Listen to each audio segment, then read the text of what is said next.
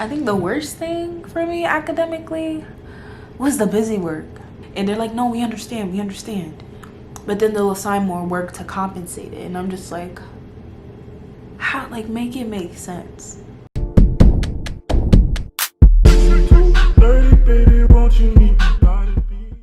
Hey y'all, what is up? It's your girl Destiny Arianna, and today I'm back with another video.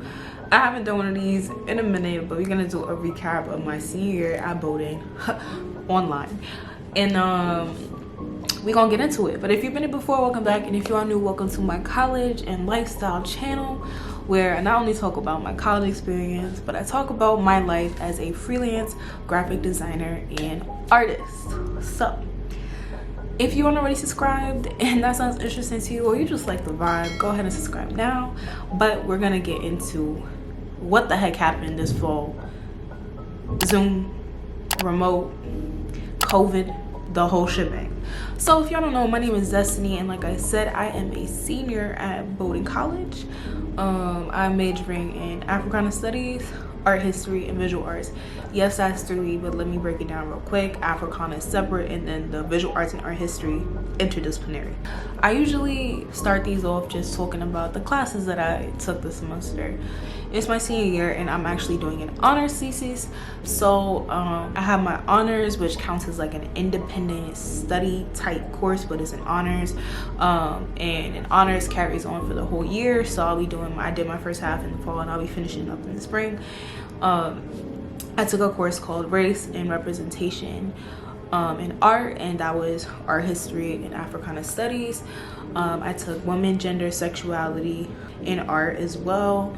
And my third one was Narrative Structures, which was a visual arts class. Overall, this semester was really difficult. In the beginning of the semester, or actually over the summer, before the semester even started, I was like faced with this really hard decision whether I was going to go on campus or if I was going to stay home. And I was really nervous at the time, just because COVID is real, COVID is scary. At the time, there was just so much that I didn't know about how things were gonna run. I kept asking questions, nobody knew anything, and that didn't really sit right with me. So I ultimately made the decision to stay home. And I don't regret that decision at all. I honestly think that it was one of the best things that I could have did during this time for me personally. But it was hard. I love being home with my family. If y'all watch my videos, I kind of went through a lot emotionally during my junior year. Like before COVID, I was in a really bad place, and although COVID kind of shook the boat, you know, COVID did a lot, but in all honesty, I partially think that COVID did save me in a way. And I say this to say that me being sent home at the time that I was sent home, me having time to heal with my family. So I suffered with PTSD from a situation that happened. You can watch this video if you want to know about that. I'm gonna link it up there. But I also lost my great grandmother in April. So it was just a lot of things, a lot of me dealing with grief, a lot of me dealing with pain, and I needed that time to really heal. And I think that at institutions sometimes we don't really get the opportunity to be human. We're superhuman, doing 10,000 things under the sun, you know, especially at a liberal arts institution like Bowdoin. It's just something has to give, and a lot of the times that was my mental health. So I was really like at an all-time low, so I really needed a reset, and I feel like I got that. And a lot of things happened, but I try to remember that, you know. So overall, me being home for my mental health was actually a pretty decent thing. But that goes to say that academically things were extremely challenging being home. Very hard to focus sometimes, you know, and not just because of the environment. I mean, like, I come from a big family. We're all remote. We're all sort of juggling this like online school thing all together. So, you know, we kind of got into a system in my house, but just being on Zoom, you know, having to spend my senior year online, also like going into the spring. So I'm actually going back to Bowdoin in the spring, and like I have hopes that things will be okay, but you know, anything can happen at the same time. So it just felt like a continuous cycle of what happened. You know, like we're in January right now, and I just remember last year just being so oblivious to what was even gonna happen in a couple months, you know what I mean? So like we're about to reach that year mark, and it kind of feels like we're still in it. So it just feels like a continuation of a long, hard year. Even though we had the summer, I feel like summer never happened. That's just really draining. You know, not even being able to experience a senior fall, not even being able to be on Bowdoin's campus, like in the warm weather, like having senior bowling nights, all the nights that I like used to watch my other senior friends have, you know, all the activities, the junior senior dance, you know, like I have a lot of junior friends that I was really looking forward to that, and my seniors, like having that experience, a lot of those things were taken away. College is so much more than academics. College is so much more than sitting in the classroom, turning in work, and getting grades. You know, it's about the people you meet, it's about those relationships, it's about networking, it's about growing, and it's about becoming independent. And I did a lot of those things at home, but it does hurt, and did hurt a lot, you know, to not have that, you know. And it's like just hard to even really talk about. Zoom fatigue is real. Y'all know, like just being on a screen 24/7, you know. Like I didn't realize how much I was grateful for like being in a classroom until I didn't have access to it. You know, how grateful I was for mobility on campus till I didn't have the option to be mobile anymore. The privilege that I had to go from place to place. If I didn't like the study space, I could easily just pack my stuff and go somewhere else. If I didn't want to be in my room, I could pack my stuff and go somewhere else. If I didn't want to be out in public, I could go to my own private space.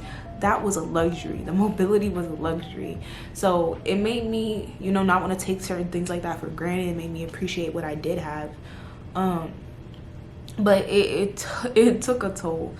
And you know, like I really love extracurriculars as well. I'm a dancer, like I said, and not being able to meet with my team, not being able to dance is a distraction from school for me.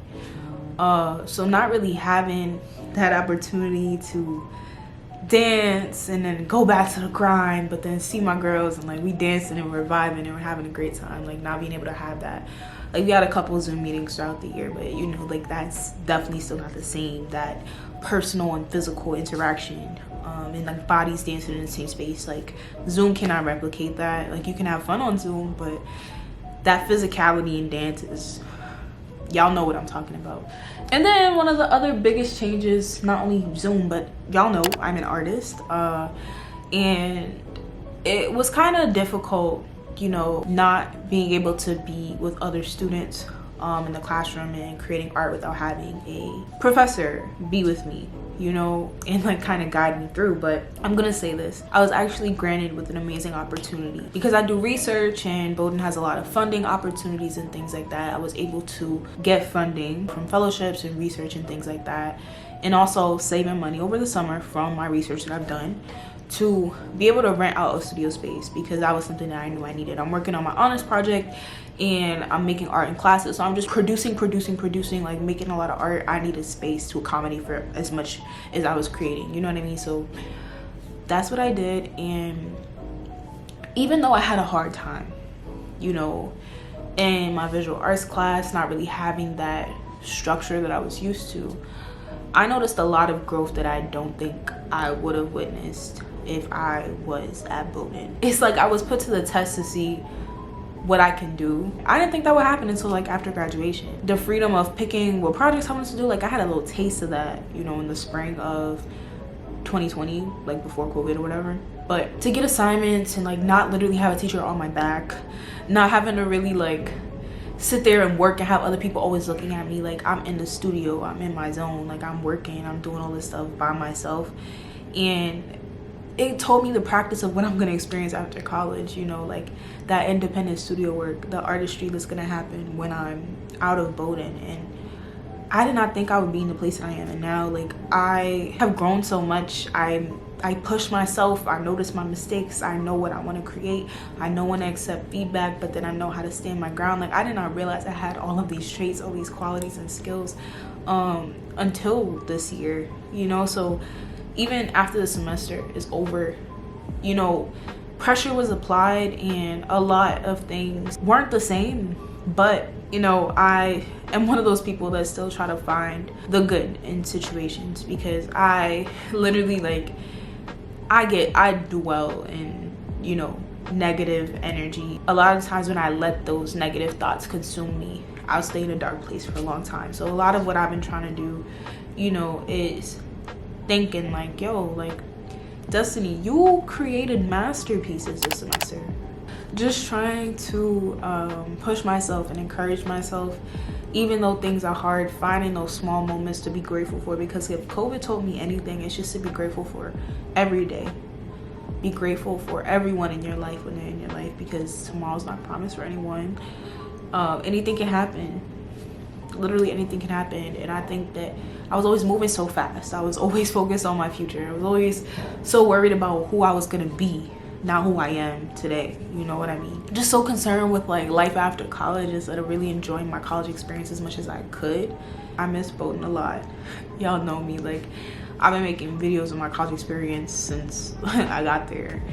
And never would I have thought anything like this would happen. Never have I imagined not being able to have my senior year moving, you know, or senior year vlogs on campus with my friends, and, you know, enjoying that last year of undergrad at Bowdoin. And it's just difficult, because as much as I felt like I was in school, I really didn't feel like I was in school. Like, the work is the only reason I felt like I was in school. But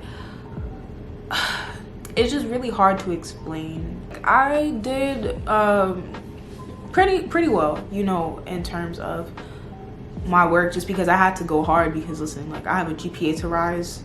If y'all watch my videos, y'all already know. We can go include that little freshman year video right here, the classic. That's the reason why I'm working as hard as I am, because I just wanted to raise my GPA back up, and we getting up there, so that's good. I think the worst thing for me academically was the busy work. I feel like a lot of teachers didn't know how to, like, understand the time that we're in, understand that people are going through so much, and they're like, no, we understand, but then they'll assign more work to compensate it. And I'm just like, how? Like, make it make sense. Because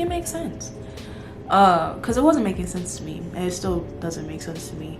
Then you have other teachers who are more understanding. You know, they talk to you, they get a feel for the class, how the class is feeling, how people are feeling, what's going on in your life, check-ins, things like that. And I appreciate that a lot, you know, because everybody has a different story, everybody has a different circumstance, experience, especially during this time. You got people that are at home, you have people that are not at home, just somewhere else, either close to campus or just anywhere.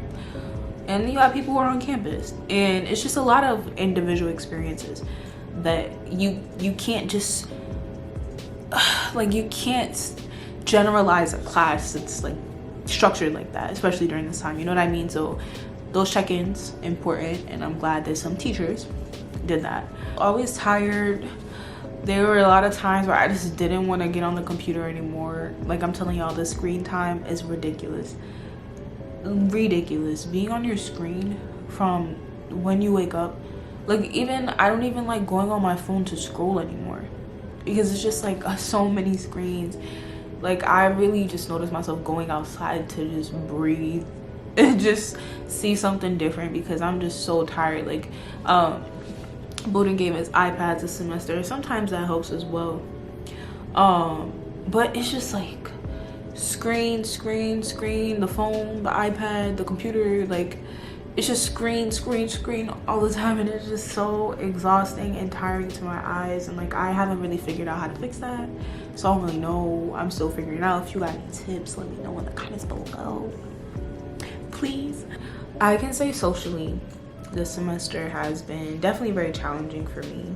One, COVID has definitely changed my dynamic as a person. I think I've turned very much inward. I'm an extrovert, and I feel like I don't know what happened. Like, I just struggle a lot with reaching out talking to people and doing a lot of those things like I used to.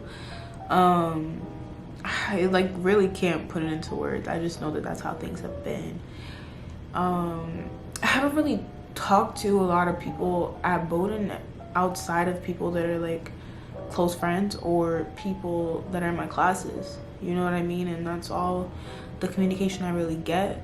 Like I made a few new friends, which is really nice, and I didn't really expect that. But at the same time, being a senior, I was really wanting that mentorship with freshmen, and I didn't really get that as much as I wanted to, so that hurt me a lot. Listen, my freshmen, I love y'all. Please hit me up, talk to me, do whatever you gotta do, because I still want to get to know you. I still want to have relationships with y'all, but like that's what helped me get through Bowdoin, is having those black women, having those upperclassmen literally grab my hand and help me through. So I was just like, in me, that inkling to just help other people, be there for other people, be that support system for other people, right? And I missed out on a lot of that, you know. So that hit hard too. What I can say is that this semester has humbled me a lot, and I'm hoping the work ethic gets better. I'm hoping the world gets better. This is just such a weird time. Trying to figure out my path, trying to figure out what I want to do. Everything's just so different. Not what I expected. I have no idea. People keep asking me, what are you doing after graduation? Like, you know, like, and I'm okay with that. Other people, I don't care if you're not okay with it. You're not the one that, you're not me. I'm gonna have to deal with it, so it's all right. But you know, like, just accepting the fact that things are different has been the biggest thing for me. You know, like, for so long I denied it, like, oh my gosh, no, like, things are not gonna be this way, like, oh my gosh. But once I accepted it and tried to, I guess, make do with what the situation is, I think that's where I got some sense of peace with everything. But yeah, this semester, school, I don't want to say school is light. School is never light. I still pulled all-nighters. Trust me, like, for my painting project, I was up for 48 hours plus. You know what I mean? Like, I was still grinding, of course. I just kind of, I'm in a space where, like, I do want to talk about the realness, but 2020 was so hard that I can't just sit here keep talking about the negatives and keep talking about those things. So a lot of this is me just trying to pull out the gems, pull out the lessons learned, and just kind of talk about that, because, like, yeah, I'm gonna remember 2020 for the rest of my life, but I want to also try to remember those good things that happened this year as well. So this is also just me kind of reiterating that I am excited for what's to come in the spring. Honestly, I don't know what to expect. We move in first week of February, so y'all don't worry, you'll be getting the vlog. And I'm excited, you know, just to finish out Bowdoin and see where life takes me after. Why does that just felt so. Anyways, thank y'all so much for watching this video. Literally binge watch the whole college playlist. You can catch up, get acquainted with your girl, all that. It's cringy the first year, I'm sorry, but you'll get used to it because I'm better now. But yeah, thank y'all again for watching this video. Stay tuned for more content. If you aren't already subscribed, just go do that. Thanks. But yeah, I'll see y'all on the next video.